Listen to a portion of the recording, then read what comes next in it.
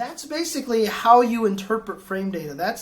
I mean, the advanced section, obviously, you can see took a really long time to explain, much longer than the basic and the intermediate.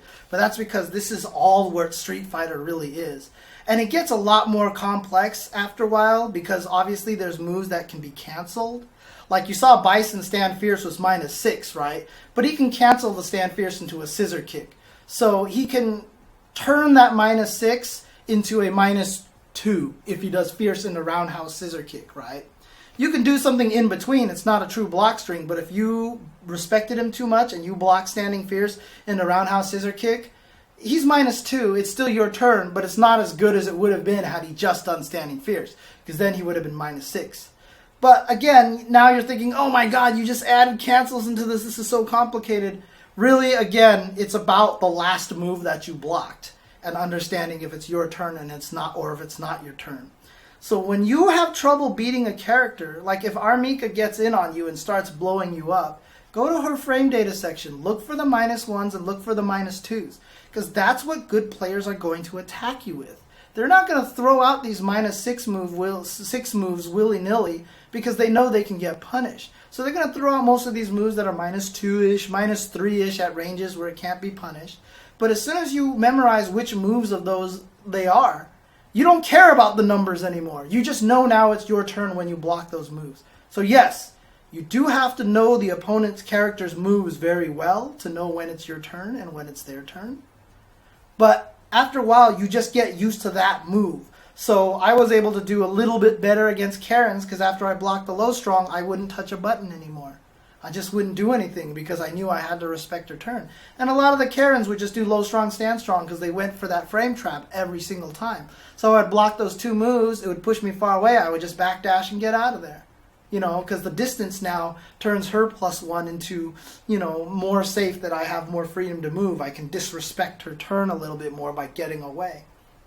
So again, you don't have to memorize the numbers, but the frame data is still really important enough to know what the flow of the game is. So, you know, when you watch top players play against each other, look at the buttons that they use to poke. Understand why they're using those buttons.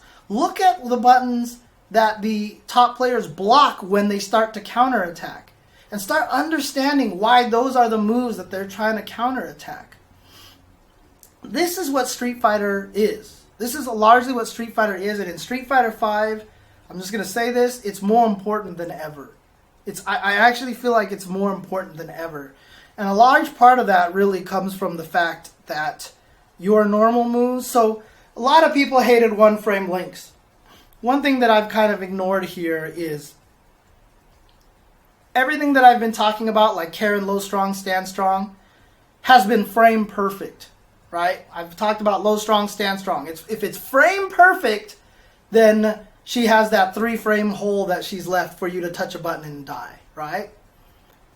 But people don't necessarily have that great of timing to be frame perfect every time to do low strong, stand strong perfectly, right? That was true in Street Fighter 4 because there was no input buffering system. There was none of that where when you hit a button, it kind of hit it again for 2 extra frames. So a lot of people talk about, oh hey, in Street Fighter 4, I hated 1-frame links. Well, guess what? It wasn't just combos that timing made top players better. It was also pressure strings. Most top players are going to be able to do these pressure strings properly so that they do it almost frame perfect. Low strong, stand strong, frame perfect. You only have 3 hole window there to do anything. Players who aren't as good are going to do low strong and then wait too long and hit stand strong, and all of a sudden the window is going to be gigantic. And then the opponent's just going to come right through there and beat you up. Well, guess what? In Street Fighter 5, that input buffering system, not only does it help you do 1-frame links, but it also makes it so that during block sequences, during your attacks, you can do frame perfect sequences as well. So now low strong and a stand strong, you can hit stand strong 1 or 2 frames too early and it'll still come out frame perfect. So now what's happened is that Street Fighter 5, the pressure has become so much more frame perfect And that frame perfectness is more available to everybody, that the frame traps and the strings and the respecting turns is so much more important than it was before. It was very easy to disrespect other people's turns because you could just assume maybe they didn't time their block string good enough so that you could get in there. You could go for that risk. That's not going to happen here in Street Fighter V. Being frame perfect is a lot easier now. This is why, in my opinion, understanding the concept of having your turn versus their turn is really super, super important to understand, because moderate to great players, moderate to pros, are all going to be able to do perfect frame traps on you, frame perfect block sequences, and all this stuff like this. So you really now have to understand when it's your chance to get out of there, when it's your chance to move.